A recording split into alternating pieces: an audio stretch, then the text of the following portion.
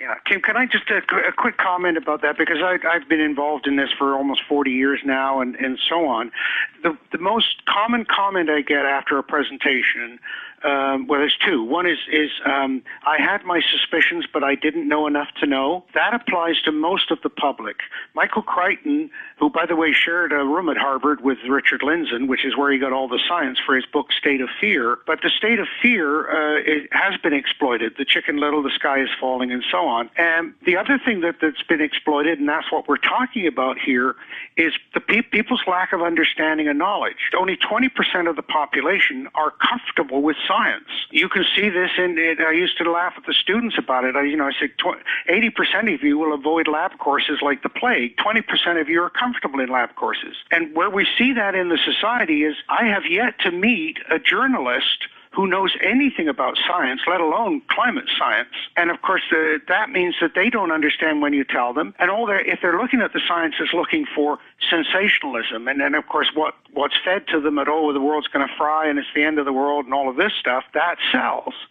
Now, on the other side, so what I'm saying is then the public generally are receptive. The public are generally healthily skeptical about things. They've heard all the doomsayers before, but they just simply are still afraid, and the politicians are afraid to speak out, because the politicians will say to me, yeah, well, we agree, we know, but it's political suicide right now to suggest that we might even, not care about the environment in any, even a little bit.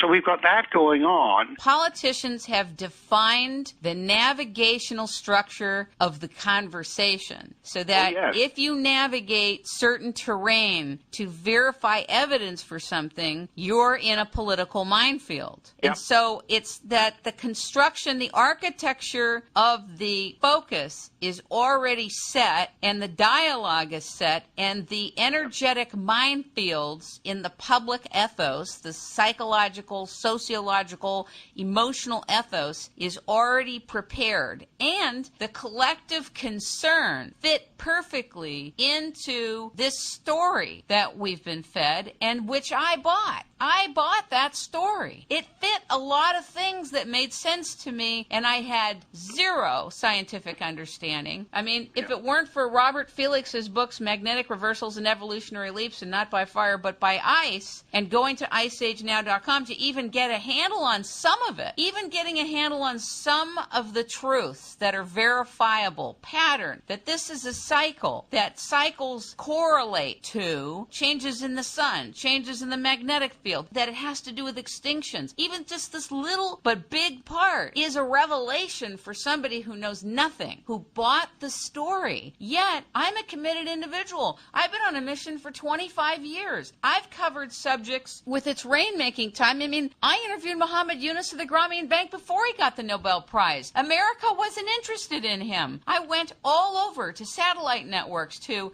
radio and television networks, with a 1-hour blockbuster interview with him. Nobody cared, not public broadcasting, nor private broadcasting. XM was interested in $500 million going to Howard Stern. Their pipelines were booked. It's like this type of content, which is about true discovery, has to be provisioned for with regard to doing programming. The reality is that this is the story that's selling. I bought it, and millions of other people are buying into it. So I'm delighted that you've all taken your time today on a Sunday when you could have been with your families right now doing many other things and working with me to try to get the public on board with the most important ways that they need to be thinking about this. And the reality is that nobody can afford to be wrong. Nobody can afford to be wrong on this. And I know that Europe can't afford to be wrong, because the first places that are going to go could potentially go into an ice age is Europe. I wouldn't believe anybody if they told me the Queen of England and the monarchy doesn't have grave concerns. I would bet anybody that the people who are watching what's going on with weather know exactly what's going on with the weather. The real people watching the weather put a doomsday seed vault, was it in Antarctica or the North Pole, with 20,000 seeds there. I mean, what's going on? Something's being prepared for. Somebody knows something that's going on, and it's not just ideology or conjecture. Something's shifting. Concurrently, with real knowledge of what's going on, which you've all been sharing, there is a running to seize control over the new industrial complex that its basis is on this carbon trade and tax and footprint. An entire industrial international complex is on the way. And what's happening is that once you buy the seed is off, and then you're running off with the tree of new fortune that are to be made in this new industrial complex. Even a portion of what you're all saying is true. This is sacrilegious to humanity, to all plant life, to animals, to this planet, and to civilization in general. And so I'm stupefied. And I would like this to get to as many people as possible. I'd like to invite you to please put links to this when it's up on the site. It's rainmaking time. I'd like to invite you back with some other people on the show, astrophysicists, possibly to do a TV piece of this. But I think that as a basic grounding, you have covered it today. You have more than covered it today. Again, if only 20% of what you're saying is true, we're